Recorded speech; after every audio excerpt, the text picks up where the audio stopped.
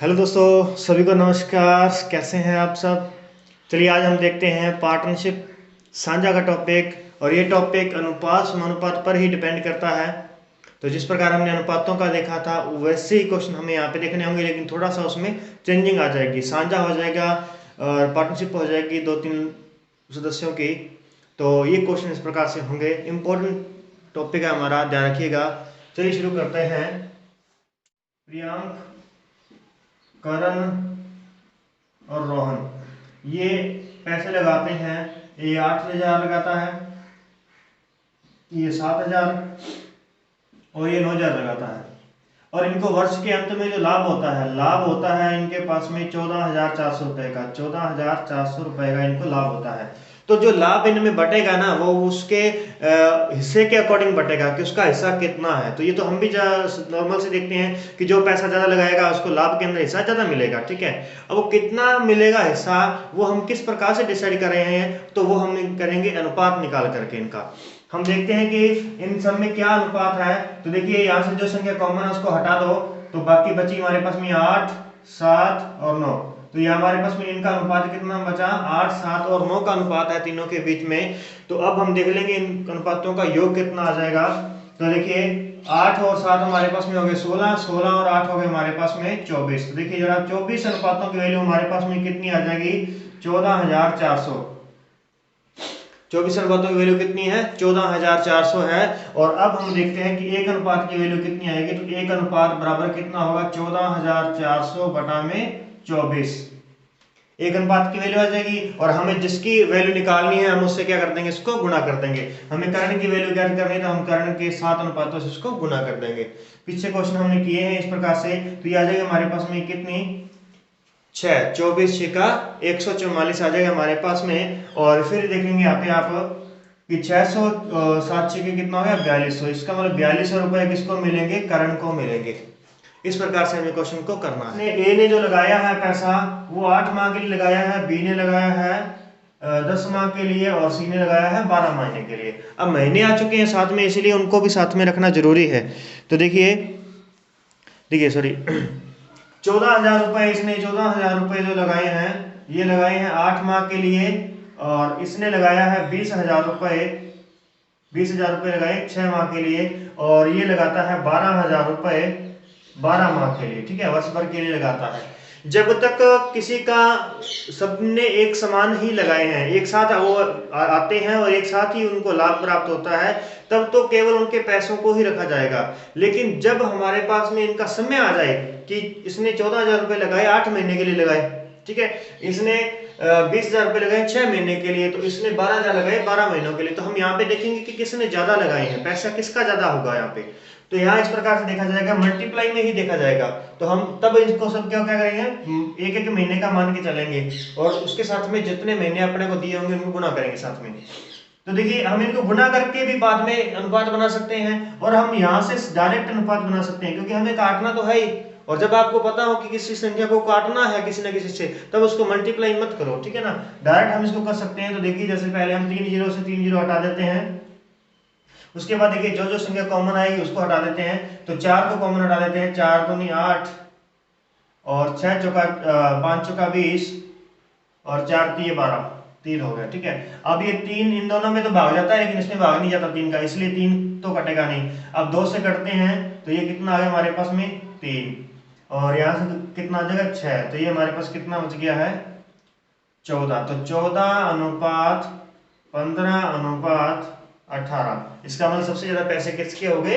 इसके बाद जो 12,000 रुपए, पैसे तो कम लगा रहा है सबसे कम, लेकिन लगा समय के लिए, ज्यादा समय के लिए लगा रहा है, तो इसलिए इसका अनुपात सबसे ज्यादा रहेगा।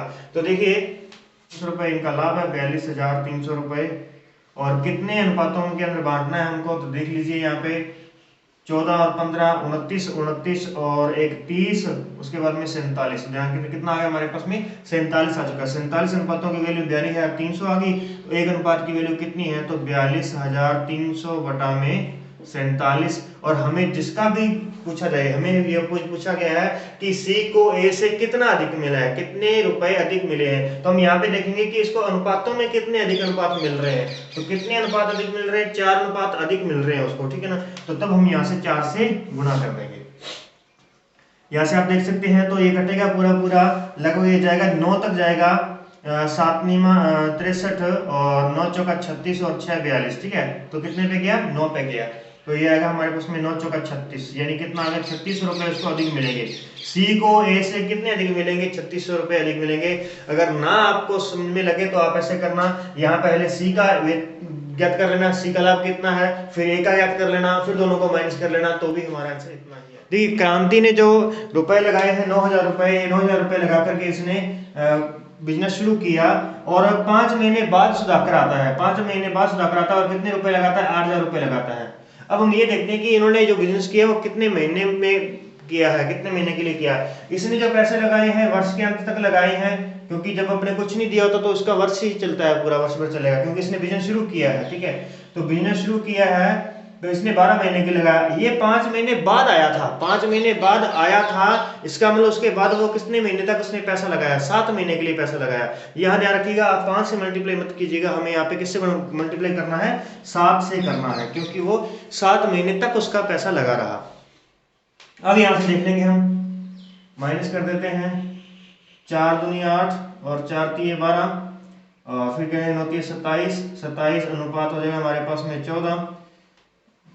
अब देखेंगे इन दोनों का अनुपातों का योग, 7 4 11 और 2 3 और 1 4, कितना हो गया? 41, 41 हो गया है। और हमारे पास में जो कुल लाभ था, कुल लाभ जो हमारे पास में था वो था 69 रुपए इनका लाभ था। तो हमें देखना है सुधाकर को कितने रुपए मिले होंगे।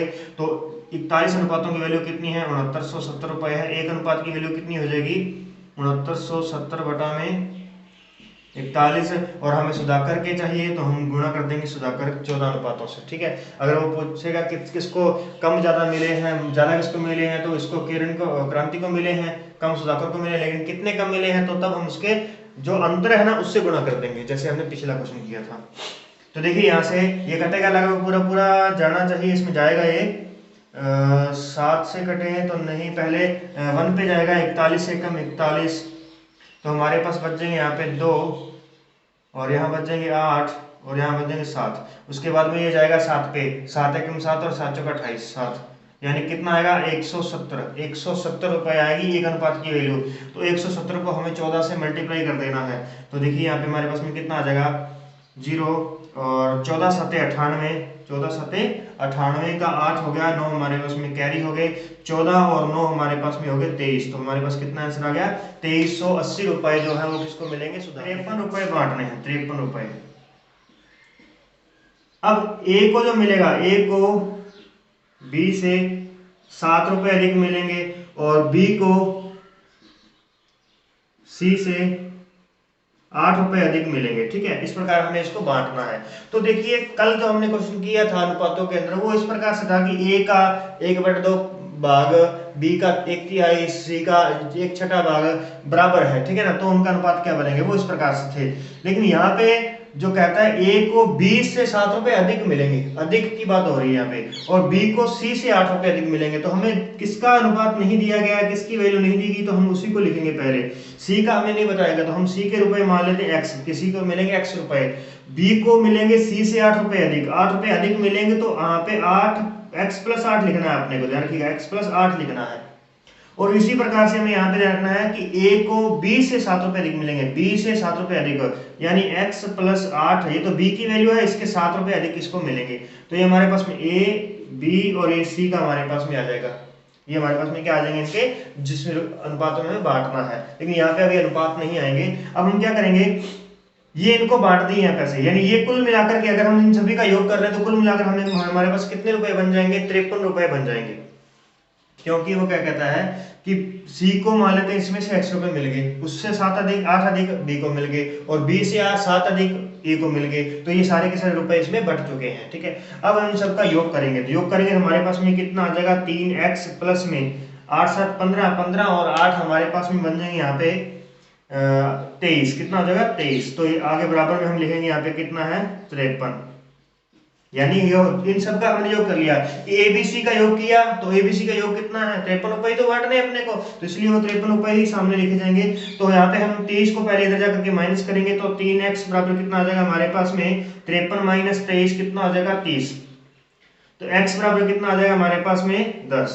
x बराबर 10 आ गया तो अब आप यहाँ पे बता सकते हैं कि यहाँ पे कितने, इसको कितने मिलेंगे 10, इसको कितने मिलेंगे 18, इसको कितने मिलेंगे, तो 18 में 7 ऐड कर दो, चाहे x के अंदर 15 ऐड कर दो, ठीक है। तो 10 और 15 कितने हो गए 25। अब हमसे इनका अनुपात पूछे तो इनमें कोई संख्या कटने वाली नहीं है, तो इनका अनुपात क्या रहेगा 25:18:7 रहेगा। क्लियर दोस्तों, अनुपात 10 रहेगा। तो ये हमारे पास में इस प्रकार से क्वेश्चन को करना है। आगे देखिए, एक सलीम है हमारे पास में, तो सलीम ने लगाए हैं 25,000 रुपए, कितने समय के लिए 12 महीने के लिए, क्योंकि इसने प्रारंभ किया है। करीम जो है, करीम 3 महीने बाद आता है, लगाता हुआ 25,000 ही है लेकिन आता 3 महीने बाद है, तो इसलिए इसका कितना बनेगा 9 महीने के लिए लगाएगा। अब कहता है अंत में हमें कि सलीम को करीम से 3,000 रुपए अधिक मिले हैं। 3,000 रुपए क्या हमें अधिक मिले हैं, क्यों? क्योंकि इसने 12 महीने के लगाया, इसने 9 महीने के लगाया, इसलिए उसका लाभ तो अधिक होगा ना। तो कितना लाभ अधिक होगा, 3,000 लाभ अधिक है। तो अब हमें से पूछा गया कि कुल लाभ ज्ञात कीजिए, कुल लाभ ज्ञात कीजिए, कुल लाभ ज्ञात कीजिए। तो ध्यान रखिएगा यहाँ पे, अब आप देख सकते हैं यहाँ पे ये कर देंगे दोनों की दोनों संख्या, तो 4 तिया 12 और 3 तिया 9, तो हमारे पास में इनका अनुपात कितना बनेगा 4:3 बनेगा। अब आप देख लीजिए कि सलीम को कितने अनुपात अधिक मिले हैं उससे, सलीम को 4 अनुपात मिले हैं, इसको 3 मिले हैं, कितने अनुपात अधिक मिले हैं 1 अनुपात अधिक मिला है। कितने रुपए अधिक मिले हैं, तो 3,000 रुपए अधिक मिले हैं, तो 1 अनुपात की वैल्यू कितनी होगी 3,000 रुपए होगी। कुल अनुपात कितने हैं 7, तो कुल अनुपातों की वैल्यू कितनी हो जाएगी 21,000 रुपए, यानी कि उनका कुल लाभ कितना हो जाएगा 21,000 रुपए का हो जाएगा। अब हमारे पास में एक सोहन है, एक मोहन है और एक रोहन है। तो सोहन ने 12,000 रुपए लगाए, मोहन ने 12,000 रुपए लगाए और रोहन भी उतनी ही पूंजी लगाता है, यानी कि 12,000 रुपए लगाता है। अब कहता है कि सोहन तो चला कब तक 12 महीने के लिए चला, लेकिन मोहन 3 महीने बाद क्या हो जाता है चला जाता है, 3 महीने बाद चला जाता है। अब यहाँ जो शब्द आएगा ना उसको समझना है थोड़ा सा। यहाँ उसने लिखा है कि 7 माह बाद रोहन आता है, 7 महीने बाद रोहन आता है, लेकिन अगर ये कह देता कि इस मोहन के 7 महीने बाद, यानी उसके जाने के 7 महीने बाद, तब हम यहाँ पे लिखेंगे केवल 2 महीने के लिए रोहन आएगा। कितने समय के लिए 2 महीने के लिए आएगा। लेकिन अब उसने कहा है, सीधा डायरेक्ट कहा है कि 3 महीने बाद मोहन गया और 7 माह बाद रोहन आया। 7 माह बाद, यानी टोटल जो सांझा चल रहा है तब से वो 7 महीने बाद आया है, यानी इसका पैसा जो चलेगा वो कब तक चलेगा 5 महीने के लिए चलेगा। ठीक है, तो अब हमें क्या करना है, यहाँ पे लिखेंगे अनुपातों को यहाँ पे हम कर देते हैं और यहाँ पे हमारे पास अनुपात बनेगा 12, 3 और 5। और देखिए कुल इनका जो रोहन को जो पैसे मिले हैं, रोहन को मिले हैं 4400 रुपए। रोहन को कितने मिले हैं 4400 मिले हैं। और हमसे पूछा गया है कि मोहन को कितने पैसे मिले होंगे। तो 5 अनुपातों की वैल्यू कितनी है 4400, तो 1 अनुपात की वैल्यू कितनी आ जाएगी 1 अनुपात बराबर 4400 बटा में 5। और हमें किसका ज्ञात करना है मोहन का, तो हम 3 से मल्टीप्लाई कर देंगे। तो ध्यान रखिएगा जब भी हम किसी को 5 से डिवाइड करते हैं तो उसको डबल करना है। 44 दूना 88, एक पॉइंट लगा देंगे, यानी कि हमारे पास में जो 8800 बनेगा ना इसका, तो उसके लिए क्या कितना बन जाएगा 880 रुपए बन जाएंगे। तो देखिए ये हमारे पास में कितना बन गया आ चुका है। अब इसको गुणा कर देते हैं तो ये आ जाएगा हमारे पास में 8 तिया 24 और 8 तिया 24 और 2 हमारे पास में कितना होगा 26।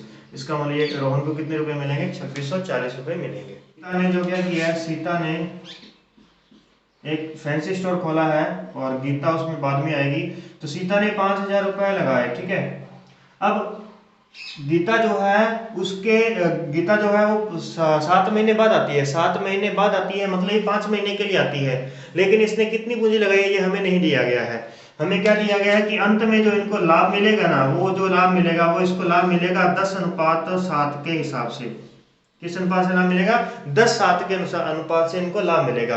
तो देखिए हमें कैसे करना है, देखो इसका तो हमें पता है कि इसने 12 महीने के लिए लगाई, लेकिन इसका हमें नहीं पता है कि इसने कितनी पूंजी लगाई है। लेकिन लगाई कितने समय के लिए ये हमें पता है, क्योंकि उसने ये 7 महीने बाद आ रही है। इसका मतलब इसकी पूंजी जो है वो कितने समय के लिए चलेगी 5 महीने के लिए चलेगी इसकी पूंजी।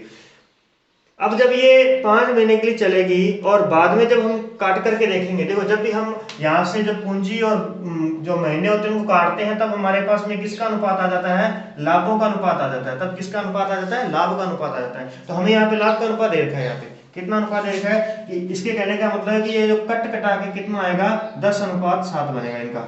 इनके जो लाभ का अनुपात बनेगा कितना बनेगा 10:7 बनेगा। अब हम थोड़ा सा काट के देख लेते हैं जितना कट सकता है। तो हम ये कहाँ काट दिया, ये कितना बन गया यहाँ पे 12,000, यहाँ पे बन गया 12,000 और यहाँ कितना है x, ठीक है। इन दोनों में 12,000 और उधर x है। अब आपको यहाँ से देखना क्या है, यहाँ से ये देखना है कि यहाँ 12,000 रुपए जो है ना, ये कितने अनुपातों की वैल्यू बनेगा जाकर के आगे ये जो कटेगा, क्योंकि अगर यहाँ पे कोई संख्या होती तो वो कट जाती, तो ये संख्या 7 अनुपातों में चली जाती और ये कितने में चली जाती, 12 अनुपातों में, 10 अनुपातों में चली जाती। इसका मतलब सीता का जो 10 अनुपात है उनकी वैल्यू कितनी है, 12,000 रुपए। 10 अनुपातों की वैल्यू कितनी है, 12,000 रुपए है। तो एक अनुपात की वैल्यू कितनी हो जाएगी, 1200 रुपए, ठीक है, ध्यान रखिएगा। 10 अनुपातों की वैल्यू कितनी है, 12,000 रुपए। एक अनुपात की वैल्यू कितनी हो जाएगी, 12,000 बटा में 10। तो 7 अनुपातों की वैल्यू कितनी होगी, 7 अनुपातों की वैल्यू हम यहाँ से 7 से मल्टीप्लाई करेंगे, 12 7 84। इसका मतलब यहाँ पे जो 7 अनुपातों की वैल्यू वो यहाँ पे हम कितनी लिखेंगे, 8400। इसका मतलब ये 8400 किसकी जगह पे आएगा, x की जगह पे। x की जगह पे क्या आएगा, उसकी पूंजी आएगी। इसका मतलब उसने पूंजी कितनी लगाई है, 84 रुपए उसने पूंजी लगाई है।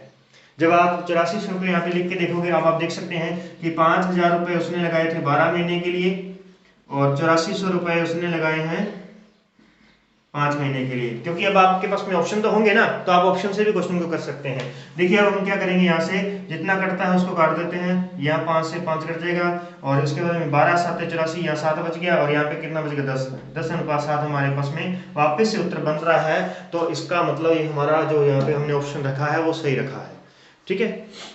ये होता है ऑप्शन को जांच करने का तरीका। एक हमारे पास में राजू है और एक छाजू है। अब राजू तो लगाता है 36,000 रुपए की पूंजी और ये लगाता है 40,000 रुपए की पूंजी। ये दोनों ने व्यापार शुरू कर लिया है, ठीक है। अब होता क्या है, ये फेरबदल करेंगे। ये जो इनकी पूंजी है ये कब के चलेगी, उसने 8 महीने बाद, इसने 8 महीने बाद 4,000 रुपए और लगाए हैं। 8 महीने बाद 4,000 रुपए और लगाए हैं, यानी ये जो 36,000 की पूंजी ये कब तक चलेगी, 8 महीने के लिए चलेगी। उसके बाद में 4,000 रुपए और लगा देगा तो ये पूंजी कितनी हो जाएगी, 40,000 रुपए की। इसका मतलब अब ये 40,000 की जो पूंजी है ये कब के लिए चलेगी, 4 महीने के लिए, ठीक है। टोटल इनका जो व्यापार है वो 12 महीने के लिए चलेगा। ऐसे ही यहाँ पे कहता है कि 9 महीने बाद ये जो करेगा, ये 9 महीने बाद चेंज करेगा। मतलब उसने तो 8 महीने बाद चेंज किया, इसने कब किया, 9 महीने बाद चेंज किया। यानी इसकी 40,000 रुपए की जो पूंजी है वो 9 महीने के लिए चलेगी। उसके बाद ये 4,000 रुपए निकाल लेगा। जैसे ही 4,000 रुपए निकालेगा तो इसकी पूंजी रह जाएगी 36,000 रुपए। 36,000 रुपए जो चलेगी वो कब तक चलेगी, 3 महीने के लिए चलेगी।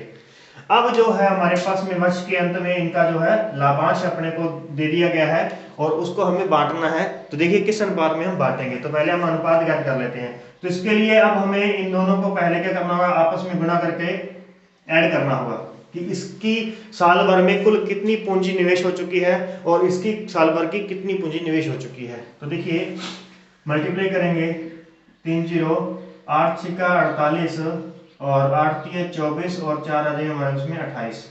फिर यहाँ से करेंगे 1 2 3 0 एक 40,000 वाली और 4 चौके 16। तो इनको ऐड कर लेते हैं तो हमारे पास में बन जाएगा 8 8 6 14 और 2 3 और 1 4। कितनी होगी हमारे पास में, 4,48,000 रुपए की पूंजी इसकी होगी है। और इसकी देखते हैं तो 9 चौका 36, तो ये कितनी होगी हमारे पास में 3,60,000, ठीक है ना। 3,60,000 इसकी होगी। और यहाँ से देखेंगे तो 36 तिया 108, 36 तिया कितना हो गया 108। तो ये हमारे पास में 108 यहाँ पे लिख देते हैं। तो ये बन जाएगी हमारे पास में 8 6 4।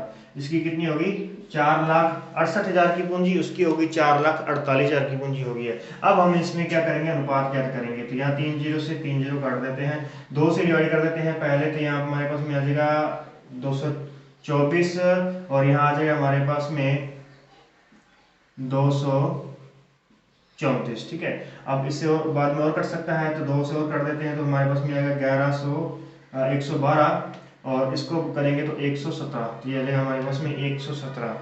अब ये दोनों एक ही टेबल में नहीं आएंगे, ठीक है, एक ही टेबल के अंदर नहीं आते हैं। तो अब हमारे पास में जो अनुपात रहेगा इनका वो रहेगा 112 और 117 का रहेगा। 68,700 रुपये इनका लाभांश है। तो हम देखते हैं कि इस लाभांश को कुल कितने अनुपातों में बांटना है। तो कुल अनुपात कितने बनेंगे हमारे पास में, तो 229। इसको 229 अनुपातों में बांटना है। तो देखिए यहाँ देखते हैं कि एक अनुपात की वैल्यू कितनी बनेगी, तो 687 और आगे 00 और 229, तो ये जाएगा। उसके बाद हमें ज्ञात किसका करना है, छाजू का लाभ ज्ञात करना है। तो छाजू की कितनी है, 117 अनुपात है। तो देखिए ये कितनी बार में जाएगा, ये 3 बार में जाएगा, 3 बार में, कि 3 दूनी 6 है और 29 तिया 87 आ जाएगा। ठीक है, अब 300 से मल्टीप्लाई करेंगे इसको। ठीक है, तो ये आ जाएगा हमारे पास में 17 तिया 51, 2 जीरो लगेगी, 17 तिया 51 और 3 एकम 3, कितना आ जाएगा हमारे पास में कि 35,100 रुपए जो है वो किसको मिलेंगे, छाजू को मिलेंगे। सोनू है हमारे पास में, सोनू और मोनू है।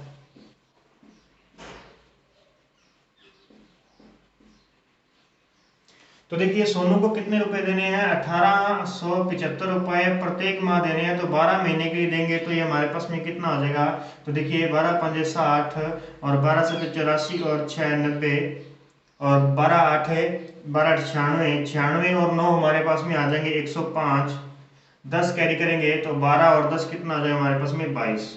ठीक है, ये होगा हमारे पास में 22,500 रुपए, यानी 22,500 रुपए किसको गए, सोनू को सैलरी के वेतन के रूप में गए। ठीक है, और फिर उसके बाद में देखेंगे अब हमारे पास में पैसे बचे कितने हैं। तो 39,000 रुपए में से हम 22,500 माइनस कर देते हैं।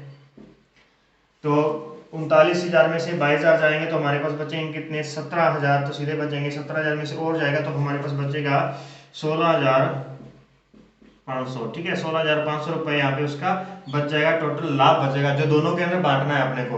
तो देखिए अब हम बांटते हैं इनको अनुपातों में, तो अनुपात देखिए इनका कितना बनता है। तो यहाँ देखिए 7 के टेबल में जाएगा 7 दाया 70 और 12 सतह 84। ठीक है, 7 के टेबल में गया। अब 2 के टेबल में जाएगा 2 5 10 और 2 6 12। तो ये हमारे पास में कितना आ गया, 5:6 आ जाएगा। तो ये जो लाभांश है वो किन अनुपातों में बटेगा, 5-6 के अनुपात में बटेगा। तो 5 और 6 कितना होगा, 11, यानी 11 अनुपातों की वैल्यू कितनी हो जाएगी, 16,500। एक अनुपात की वैल्यू कितनी आ जाएगी, 16,500 बटा में 11। और हमें किसका ज्ञात करना है, सोनू का। तो 11 एकम 11 और 11 पंजे 55, तो कितना हो गया 1,500 और 15 पंजे 75 रुपए यहाँ उसको इसमें से लाभ मिल जाएगा। अब हम देखेंगे 22,500 उसको पहले मिल चुके हैं और 7500 यहाँ मिल गया उसको। तो ये बन गया हमारे पास में कितना, 7 और 2 9 और 1 10, 2 और 1 3, कितना हो गया 30,000 रुपए। यानी 30,000 रुपए किसको मिल चुके हैं, सोनू को मिल चुके हैं, अकेले सोनू को। क्लियर दोस्तों, तो इस प्रकार से हमें ध्यान रखना है ये जो हमारे पास में बनेगा। और इसी बीच आप ये भी देख सकते हैं कि अगर आप यहाँ पे एक अनुपात की वैल्यू देखें 16,500 बटा में कितना आ जाएगा हमारे पास में 11, और इसकी सोनू की देखें तो यहाँ से ये कितना आ जाएगा 15 6 90। इसका मतलब 9,000 किसको मिले हैं, 9,000 मिले हैं मोनू को। तो 39,000 में से 9 गए तो कितना बचा हमारे पास में, 30,000 बचा। 30,000 रुपए किसके बन जाएंगे, सोनू के बन जाएंगे। क्लियर दोस्तों, तो आज के लिए आज की क्लास में इतना ही। इसकी जो नेक्स्ट अगर कोई क्वेश्चन बचेंगे तो उसको नेक्स्ट क्लास के अंदर अपन कंप्लीट कर लेंगे। तो ये हमारा इंपॉर्टेंट टॉपिक है, क्लियर करना है इसको भी, देखना कितना समझ में आया है नहीं आया है। जो भी क्वेश्चन ना समझ में आए उसको कमेंट कर सकते हैं। बने रहिए मेरे साथ में, जुड़े रहिए और आगे बढ़ते रहिए, और लाइक और शेयर जरूर कीजिएगा।